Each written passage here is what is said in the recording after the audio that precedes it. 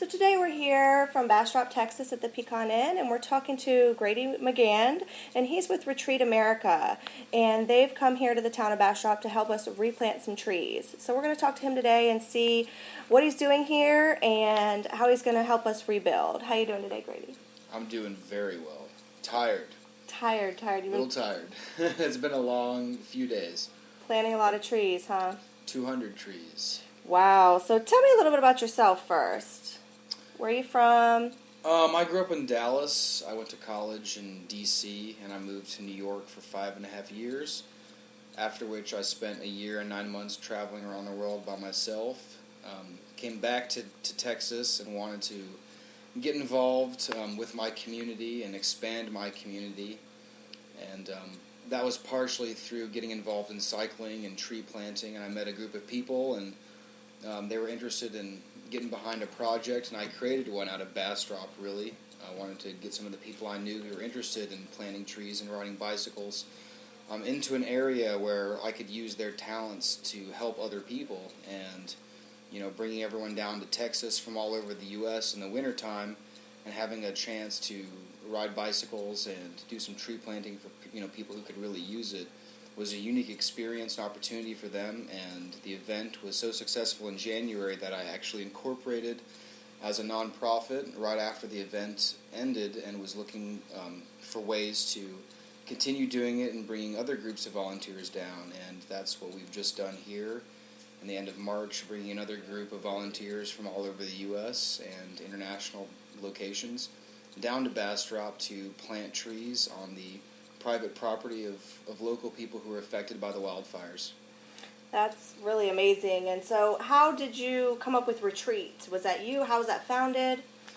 I actually participated in a number of bicycle rides and tree planting operations around the U.S., and one of them is called Acorns of Hope. It takes place in southern Louisiana, coastal Louisiana, once every year in November. It's been going on since the year after Katrina happened, and a local arborist there, Bob Thibodeau, wanted to get people down to help replant the live oak cheniers, just the trees, in coastal Louisiana and kind of address the erosion problem they have there. Just bringing awareness to that problem, because during Katrina and Rita, 320 million trees died. It was one of the largest ecological disasters in U.S. history. No one really knows about that, and there's no way we're going to actually replant all of those trees, but his idea was to use the replanting of some of the trees to kind of bring that issue to light in the local community. And so I was participating in his project, and the fires happened in Bastrop, and I realized that there was a project close to me that I could facilitate, and I could get people, the kind of people who are interested in being involved in his project, to come to Texas and to help out some people in my extended community and really do something good for my state. And so I started putting that together in December of 2011 and had the first reTREEt in January of 2012.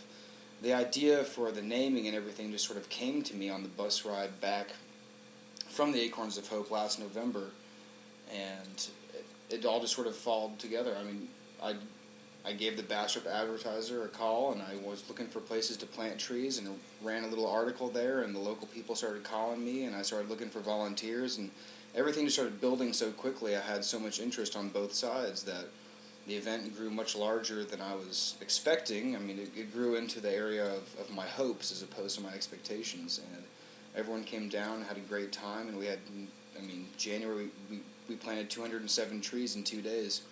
And like I said, it just turned into an organization from there, and here we are doing the second one with lots of plans of going forward, not just in Bastrop, but in other areas as well all around the country and hopefully around the world. That's really a great thing. And so how many members do you think reTREEed America has? Is it a member status type thing, or is it just a by-event membership? There's no membership concept or really application or anything like that. Right now, and really immediately after I came back from the first reTREEt, I created a Facebook page, which was a beginning step, but really what I wanted to do was kind of capture the sense of community that started and that really existed. As it was very obvious, when I brought this group of volunteers down. We were planting for all these homeowners, and everyone was sharing their stories. And then later that night, we would all go to dinner, and everyone would share stories that they had heard. And it was just really obvious that this was much more than a 15 or 20-minute interaction that we were having with these homeowners. And I wanted to capture that and forward it and hopefully use it to build on something. And so I created this Facebook page and been really encouraging the locals from Bastrop to get on that page and to get involved and to share their stories and to take pictures of the trees after we've planted them, and also the reTREEters to get on that page and give us testimonials and post their pictures, and everyone stay in touch, because what I'd like to do is build a community of people around this grassroots organization such that I really envision the idea maybe in 5 years from now I go into a disaster zone and people who had trees planted for them in Bastrop may want to come as part of my organization and go to a different state and participate as volunteers the same way the people who came down as volunteers into Bastrop from all over the U.S. wanted to come and help. I want to provide the ability for Americans to help their fellow citizens by going into different disaster zones all around the country to whatever degree they can. And so everyone really is a reTREEter. It doesn't matter if you're having trees planted for you or if you're planting the trees. If you are involved in our organization and linked to it, I feel that you are a potential reTREEter, if nothing else. And that's really the kind of community I want to build, where we have a way that people who want to help their fellow Americans, or just anyone in the world really eventually, want to help other people, have an ability to do that and can come to our organization and can do it. That's really great, because a lot of times, when the fires happened, the days and weeks after it, there was a lot of help. There was a lot of people here in the community. There was a lot of support from the government. There's a lot of support from the neighbors. But now, 6-7 months down the line, people have moved on to the next thing, and they're not concentrating more on the replanting and all the work that's yet to be done, and the destruction of the state park and how we're going to get back on top of that, and just the citizens that didn't even have any insurance or any way to get new trees. You've come in and given them an opportunity, and that's a really awesome thing. And for me, as one of those people that was able to receive some of those trees, it's touching to know that people still care and still think about us this far after the fires. And how did you choose the people you were going to help for this event? Well, there's no application process. I mean, anybody who calls me who wants trees, I've put them on the list, and we've gotten to them eventually. Like I said, the first reTREEt down here in Bastrop in January, I put an article in the Bastrop Advertiser and just waited for people to call me and email me, and I got 30 responses, and we actually wound up planting at 35 home sites. And for the second reTREEt, that happened basically from all the friends and family and whomever else saw what was going on and wanted to get involved and found out about it and contacted me. I didn't do any organizing as far as trying to find people go. They were all, to plan, they were all people who contacted me. So I really feel like, again, it's a grassroots organization from that level too, where people are just spreading the word, and there's always more room on the list, and it just means I need to organize more retreats to come down, and that's certainly doable. I mean, as you were saying, the trees here in Bastrop are obviously very important to people. A lot of people move to this area specifically because of the trees, bought land with no homes on them or houses or any development of any kind, with the idea of developing those properties and living there. And when something like this happens, a disaster of this level, people have so much to think about as far as rebuilding their home, dealing with the insurance company, replacing all of their possessions. There's a list of things they have to deal with. And trees are at the very bottom of that list because it's not an immediate need. But at the end of the day, the reality is again, people bought the land because of the trees. And so our goal is to come in here and take care of getting the timeline started on these trees being regrown, because they're the thing that's going to take the longest to get back to where it was when the disaster came through, when the fires, or again, any place, the tornadoes, the floods, because no matter what kind of natural disaster happens anywhere, it's going to wipe out the trees. And our goal is to come in while a person's rebuilding everything else and take care of something that, although it may be at the bottom of the list, we all know is one of the most important things for them to get started. And it's going to take decades for those trees to get back to where they were. And I want to put trees in the ground now that are years old and are coming in years before, potentially years before a person can handle taking care of a problem like that, and just get them going. That's great. And so where are you getting all these trees, and how are you getting all your supplies? The trees are donated by members of my volunteer community. So the people who come down to plant the trees have donated the trees. And we have purchased them from local nurseries. Here in Bastrop, we purchase them from Native Texas Nursery, where we get the trees and they give them to us at a very good price and donate as well. And we bring all kinds of goodies with us, and that's compost and mulch and fertilizer and everything else, so we can get these trees set properly. And those are all local companies who have just gotten on board with our project. The compost comes from Organics by Gosh, which is a local company again. And it's triple power compost, and they mulch up all kinds of stuff locally and provide that to us at a very low price, and it's great stuff. It gives us something to mix in with this sandy and rocky soil, depending on which side of the park you live on. And not only holds the trees in place, but gives them something really good to eat as far as getting going. And then we put mulch on top of that, and that's provided by Bastrop Tree Service, which is a local company, and they support us in all kinds of ways. The most important of which is the donation of the tree truck. I mean, we have to have something that carries around all our supplies, our mulch, our compost, our trees, and everything else. And Bastrop Tree Service and Bill Williams over there have been just amazing. They give us a truck and a trailer and everything else and pile it all in, and 2 guys, and every time we go to a site, his guys are working hard and making sure we're getting all the right trees and the compost and the mulch out, and it makes us very efficient to have some local support. And then we put Cow Wow, which is a pretty awesome product. It's a liquid fertilizer, dairy cow manure based, organic, all natural fertilizer, concentrated, odorless. We mix it in with water and we put it on every tree. And so between the compost, the mulch, the Cow Wow, everything else that we're putting on these trees has really set them well. And here we are back in March, and we're looking at the trees we planted in January, and I haven't seen a tree that hasn't made it yet. I mean, we have a 100% success rate from what I've seen, and that's an amazing number. I'm not saying that none of our trees are going to die, because hey, living things die, but from what I've seen, this on the second retreat, we've gone by multiple properties, at least 10 of the first 35 that we planted, and all the trees are making it. And I think that that's a testament not only to all the donated goods that we use to plant the trees and the expertise that we have in doing it, but to the care of the homeowners. Again, that's something that's so unique about this, is all the people in this area care so much about the trees that when we've come here and planted them, and I tell these people, hey, I really need you to water this tree, or all these trees, and they look at me and they tell me, don't worry, I'm going to take care of this tree, and they're not going to die. I really believe them, and having come back here and seen what we've done in January and how well they're doing, I know it's the truth. And Bastrop is a really lucky place to have so many local people who are here and love the trees so much that they're willing to see themselves as the stewards of the land that they are, to bringing this area back, which so badly needs them. Definitely. And so so far, how many trees do you think you've planted?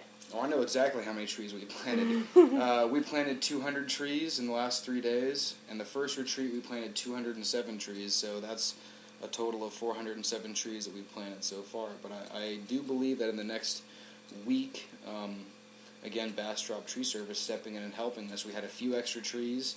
I wasn't able to make a couple of connections with some intended property owners and some sites that we had planned to plant in the last few days, and I believe he'll plant those for us, and our numbers will go up a little bit. But really, I'd say we're going to wind up with about 420, 430 trees in the ground in January and March, and there's big plans for going forward. And one of those is the Texas Forest Service provided me with 2,500 seeds for the drought-hardy loblolly pines in January, and I have begun propagating those seeds at a tree farm in southern Louisiana. Actually, the Acorns of Hope has agreed to help me out with that, and has given me the use of a pretty sizable chunk of their tree farm land, is growing those drought-hardy loblolly pines for us, and we intend to come back multiple times on retreats in the winter months or the late fall, October, November,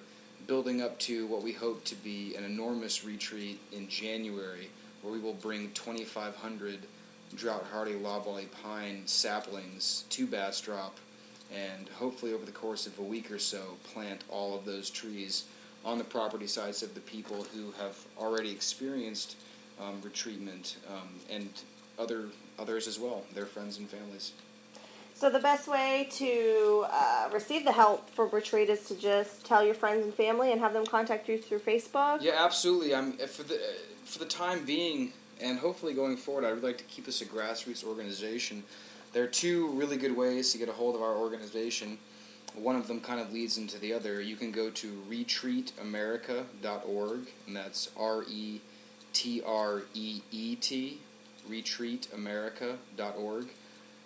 You can also go to Facebook and type in the same thing, and really that's the better option because I'm spending most of my time putting reTREEts together and building the organization. I haven't really gotten around to developing the website fully, and in some ways it just directs you to our Facebook page of the same name, reTREET America.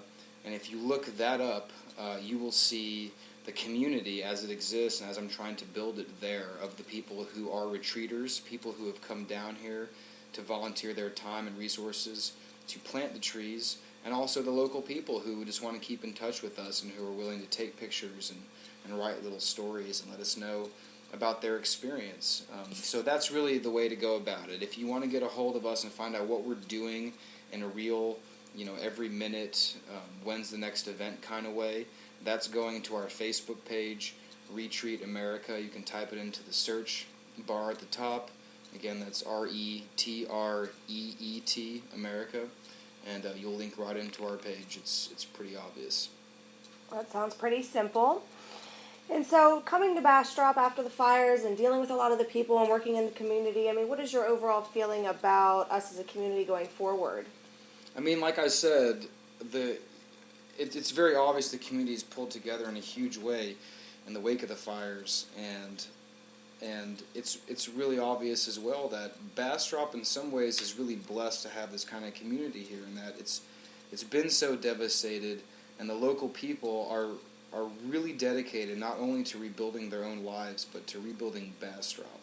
And that's something that I don't know how unique it is, honestly, because I haven't been into a lot of different disaster zones and worked in a hands-on kind of way. But my impression is that people are really, really touched by the whole concept of rebuilding and of the community that maybe they knew it before, but it's just become a lot stronger now.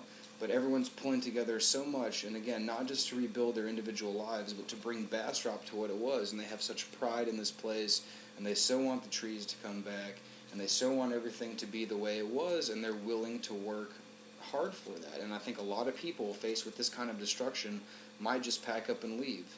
And I think it's a real testament to this community, and it makes me feel really good about what we're doing. Believe me, I wouldn't be planting trees for people who I didn't think were going to take care of them.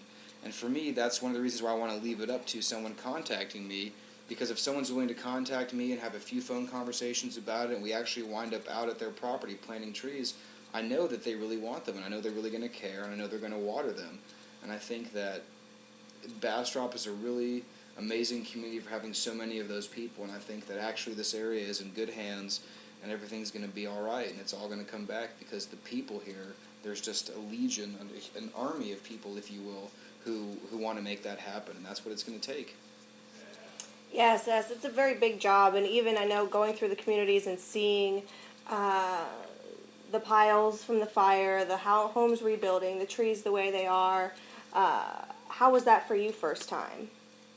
A lot of the homeowners I talked to before I actually came down and looked at the devastation. The first time I ever came to Bastrop was in December of 2011, and I just drove through, and I was mainly here to look at the roads that we were intending to ride bicycles on, just to make sure they were passable. And I didn't get very much into the devastation in the Circle D or Tahitian Village areas. I rolled through downtown Bastrop and thought to myself, well, that doesn't look too bad. And it wasn't until I came down on reTREEt that I really got a sense of the scope of the disaster. But what was really interesting to me was, in anticipation of coming down here, I had more than one homeowner ask me if I was prepared for what I was going to see. And I felt like I was prepared, and maybe I was or maybe I wasn't, but bringing 30 people down here with me and having everyone's emotions happen at the same time, even at the first site I remember we went to, and it was a woman who was living next door to her parents, and they had both been burned out, and they'd lost everything. They lost the baby photos, They lost their houses. Everything. They lost their pets. And I remember standing there, and this woman was going through the list of everything she'd lost, and she ended on her 2 cats. And we had this guy in our group, and he's an old, tough Marine, and he's just a real strong guy, but he's a cat lover, apparently, because when this woman got to the end of the list and started talking about her cats, he just broke down and walked over and gave her a hug. And it was a really meaningful moment, and I think that nobody who comes through here and sees what's happened here and sees the burned out cars just sitting in the woods and sees the piles of rubble and sees all of the slabs that was someone's home, and really, just the chimneys kind of protruding upwards with nothing around them.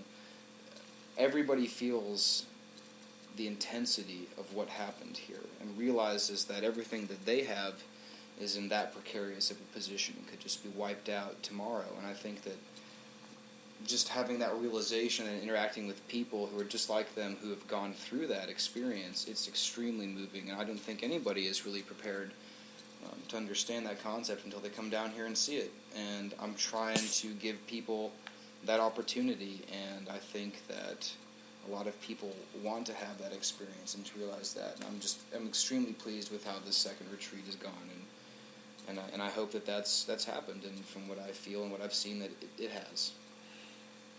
Well, from the little time that I spent with you and your crew, I could definitely see a sense of community within your organization, and just the will and people getting up early and coming down and just giving their time and their energy, and it's just been an amazing experience for me as a new resident and a lifetime resident now, and it's different than what I bought into, but I think that it's a good different. It's a closer community. People are looking out for their neighbors a lot more, and probably watering each other's trees a little more.